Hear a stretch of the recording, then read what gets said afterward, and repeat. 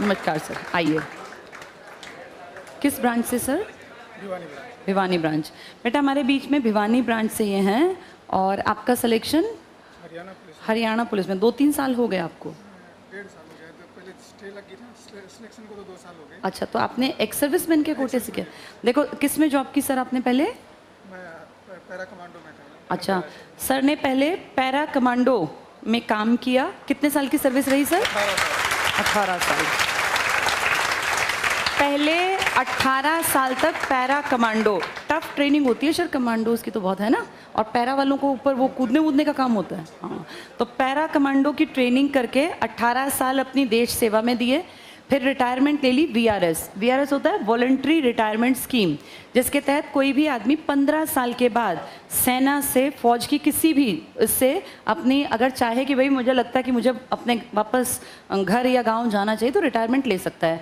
VRS 15 साल से कम में नहीं होती। कोई 8 साल 9 साल में सोचे कि मुझे छोड़नी है नौकरी तो उसकी बड़ी दिक्कत होती है। उसके बॉन्ड भरवाए जाते हैं और फौज की नौकरी छोड़ना आसान काम नहीं है बेटा, क्योंकि फौजी पे ना पैसा खर्च होता है सरकार का, ताकत लगती है फौजी को तैयार करने में।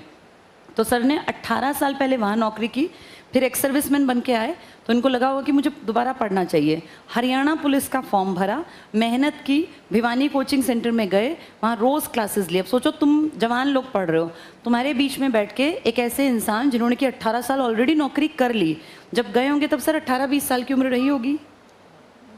19 साल की उम्र में नौकरी ज्वाइन की, फिर 18 साल वहाँ मेहनत की, यानी 37-38 साल की उम्र में दोबारा से तुम ही लोगों के बीच में बैठ के पढ़े और इतना बढ़िया पढ़े कि फाइनली इनका हरियाणा पुलिस में दोबारा से। तो सर वो कमांडो की ट्रेनिंग काम आएगी आपको। बहुत बढ़िया। कहाँ पोस्टेड हैं आजकल? मधुबन में। अच्छा, मेन जो ट्रेनिंग सेंटर है वहीं पर मिल गया आपको? ट्रेनिंग खत्म हुई थी, मधुबन गई थी।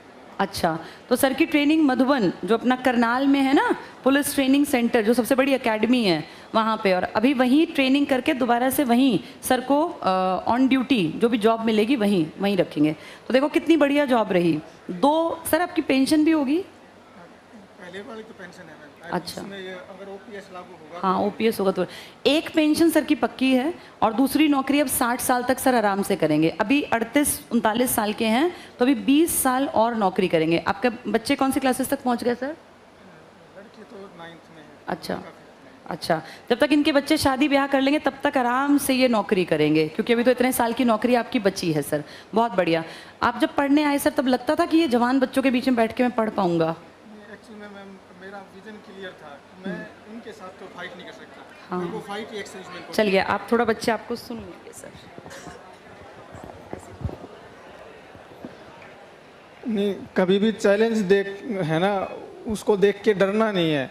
एक्चुअल में मैं बहुत वीक स्टूडेंट रहा हूँ पढ़ते हुए। आप यकीन मानो, मैं एक बार 8वीं में फेल हुआ हूँ, एक बार 10वीं में फेल हुआ हूँ। मैथ मेरा बहुत कमज़ोर था। और मैं जब आईसीएस में आया तो परिमल सर ने एक ही बात बोली थी कि मैथ आया और नौकरी लगी। तो पहले दिन मेरे को ये लगा मेरे को तो मैथ आता ही नहीं, नौकरी में लगना मुश्किल है। लेकिन जब डेमो क्लास में उन्होंने जब वो मैथ का जो तरीका बताया ना बेसिक से, पहले क्या होता था, आजकल तो नहीं होता, हमारे टाइम में टीचर पीटते बहुत थे, तो डर की वजह से ही नहीं, कई बार मैथ की क्लास ही अटेंड नहीं करते थे, हम भगोड़े हो जाते थे उस टाइम पे। लेकिन अभी शुरुआत की, फिर लगा कि हाँ आ जाएगा। फिर कई जैसे ये होते हैं ना टेस्ट, तो टेस्ट में नंबर कम आते थे। आप जैसों के 70, 75, 72, 73, 80, 85 नंबर, और हमारे 40, 42। तो फिर मन में एक दिन क्वेश्चन किया, अभी हमारी फाइट इनसे तो है ही नहीं, हमारी फाइट ही एक्स सर्विसमैन कोटे में है, तो उनके साथ हम लड़ी लेंगे। तो लास्ट में चल के मालिक की कृपा है, कुछ उसको भी हाजिर नाजिर मानना पड़ता है।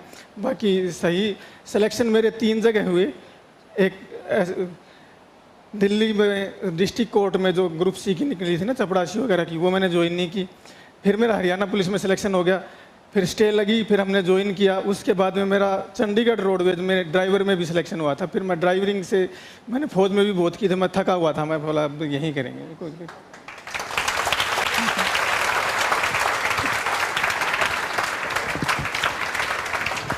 तो देखो बेटा, जब एक इंसान जो उम्र के दूसरे पड़ाव पर है, जैसे 3 पड़ाव मानते हैं 60 तक, एक 20 साल तक जब बच्चे पढ़ते हैं लिखते हैं पेरेंट्स के अंडर, फिर 20 से 40 जब अपनी लाइफ बहुत बढ़िया सेट करते हैं, और 40 से 60 जब अपने बच्चों की ज़िंदगी सेट करने की तरफ इंसान सोचता है।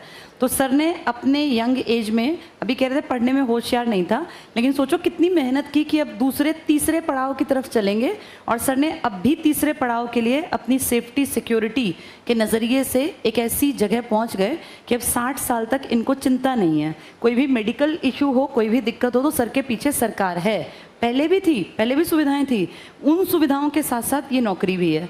तो पेंशन भी मिलेगी, एक पेंशन और एक जॉब की। जॉब में सर आपका जो हुआ है मेरे ख्याल 35-40 हज़ार के आसपास पड़ती होगी आपकी, 42 हज़ार। तो सोचो लगभग 40-42 हज़ार सर के हाथ में अब आ रहे हैं कुछ पेंशन के, तो ज़िंदगी आराम से कट जाएगी। बच्चे अब 9वीं क्लास में जो बेटी है, आज से 10 साल बाद, 9वीं का 14 साल की, 15 साल की बेटी, तो 10 साल बाद वो इंडिपेंडेंट होगी। आपको तो सर सिर्फ 10 साल अपनी ज़िंदगी खींचनी है, और खींचने के आपके तो मज़े ही हैं।